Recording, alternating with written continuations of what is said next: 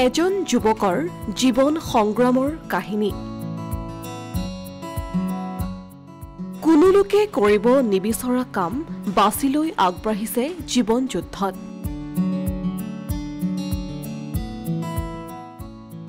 পেলনীয়া সামগ্ৰী সংগ্ৰহ কৰি স্বাৱলম্বিতাৰ বাট বুলিছে যুৱকজনে কোনো কামৰ যেন সৰু বৰ নাই তাকেই প্ৰমাণ কৰি দেখুৱালে এই যুৱকজনে জীৱন যুদ্ধত হাৰ নমনা এইজন গোলাঘাটৰ চিনাতলিৰ সঞ্জয় বৰা চিনাতলিৰ এই যুৱকজনে সলনি কৰিছে মানুহৰ ভাৱধাৰা দৰাচলতে অসমীয়া যুৱকে নকৰে এই কাৰ্য কোনো কামক সৰু বুলি নাভাবি তেওঁ একক প্ৰচেষ্টা আৰু নিষ্ঠাৰে কৰি গৈছে এনে কাম এই ঠেলাখনেই হৈছে তেওঁৰ লগৰী এই ঠেলাখনৰ জৰিয়তে গাঁৱে গাঁৱে গৈ সংগ্ৰহ কৰে প্লাষ্টিক লোহা কাগজ টিং বটল আদি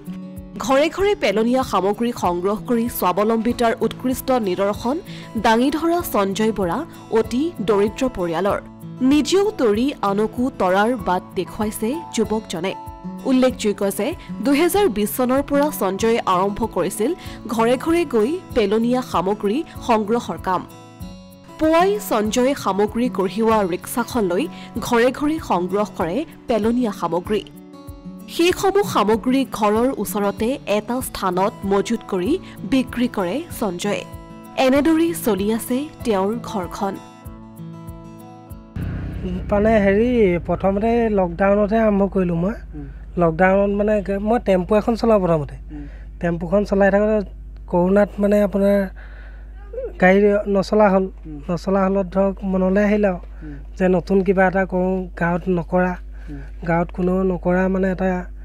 চিন্তা এটা কৰোঁ বুলি ভাবিয়ে কৰিছিলোঁ এইটো ইয়াত আপোনাৰ এই লোহাৰ লংক লওঁ লোহাৰ বগাচিকা লোহাৰ টিং প্লাষ্টিক চিচা বটল এই কাগজ এইবিলাকে লওঁ গাঁৱে গাঁৱে লওঁ হয় কালেকশ্যন কৰোঁ মই ঠেলা লৈ পেলাই যাওঁ ঠেলা লৈ কালেকশ্যন কৰোঁগৈ অঁ নাই এতিয়া মই অকলেহে আপোনাৰ অকলে কৰি আছোঁ কামটো মানে কি আৰু অলপ কষ্ট হয় কৰিবলৈ এনেই হেৰি আছে লাভ নথকা নহয় যথেষ্ট লাভ আছে খালি আনি অলপ কষ্ট হয় আৰু উপাৰ্জন মানে কামটো কৰাৰ ওপৰত নিৰ্ভৰ কৰে এতিয়া মই ঠেলালৈ যাওঁ বিচাৰি পোৱাৰ ওপৰত বস্তু পোৱাৰ ওপৰত নিৰ্ভৰ হয় আৰু হয় চলিব পৰাকৈ হৈ আছে হয় কামৰ কোনো সৰু ডাঙৰ নাই হয় কৰক কৰিব পাৰে চবে নাই সহায় কৰিছে বাৰু মানুহখিনিয়ে এইখিনি মই বেলেগ বেলেগ জেগাত যায় লোহাৰটো বেলেগ জেগাত টিং বেলেগ জেগাত প্লাষ্টিক বেলেগ জেগাত চিচাৰ বেলেগ জেগাত তেনেকৈ বেলেগ বেলেগ জেগাত যায় জানিব পৰা মতে যুৱকজনৰ পিতৃও শাৰীৰিকভাৱে অসুস্থ হৈ শয্যাগত ঘৰখনৰ সকলো দায়িত্ব সঞ্জয়ৰ ওপৰত ইফালে এনে কাৰ্যকৰী কেতিয়াও কুণ্ঠাবোধ নকৰা যুৱকজনে আজিকোপতি লাভ নকৰিলে কোনো চৰকাৰী সুবিধা চৰকাৰী কোনো সাহায্য নোপোৱা এই যুৱকজনে বিচাৰিছে চৰকাৰৰ অলপমান সহায় পাই যাব পৰা হ'ব হয় আত্মনিৰ্ভৰশীল কিবা আঁচনিও আছে হয় সেইবোৰ পাইছেনে কিবা নাই পোৱা নাই তেতিয়া আৰু অলপ আগবাঢ়ি যাব পৰা হ'ব আমাৰ সঞ্জয় বৰা বৰ এটা দুখীয়া পৰিয়ালৰ ল'ৰা এই লকডাউনলৈকে এখন টেম্পু চলাই আছিলে তাৰপিছত পৰৱৰ্তী পৰ্যায়ত তাৰ ঘৰ চলাবলৈ অসুবিধা হ'ল যিহেতু তেওঁ দেউতাক এজন ৰোগাগ্ৰস্ত ব্যক্তি দেউতাকৰ উপাৰ্জনৰ ক্ষমতা বৰ্তমান নাই তেখেত এক্সিডেণ্ট হৈ এতিয়া মানসিকভাৱে তাৰমানে অলপ মেণ্টেলিও তাৰমানে অলপ ৰোগাগ্ৰস্ত তেওঁ এনেকৈ এই ব্যৱসায়টো কৰি এখন বেটেৰী টেম্পু লৈছিলে কেৰিয়াৰ কিন্তু এতিয়া যিটো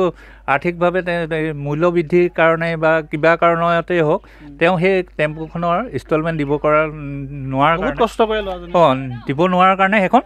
টানি নিলে সেইটো দুৰ্ভাগ্য তথাপিও তেওঁ এই কামটো কৰি আছে আৰু আমি ভাবিছোঁ চৰকাৰলৈ এটা অনুৰোধ জনাম লকডাউনৰ সময়ত আমি যিহেতু তেওঁক বহুত উৎসাহ দিছিলোঁ এই উৎসাহ দি এই ব্যৱসায়টো কৰাত আমি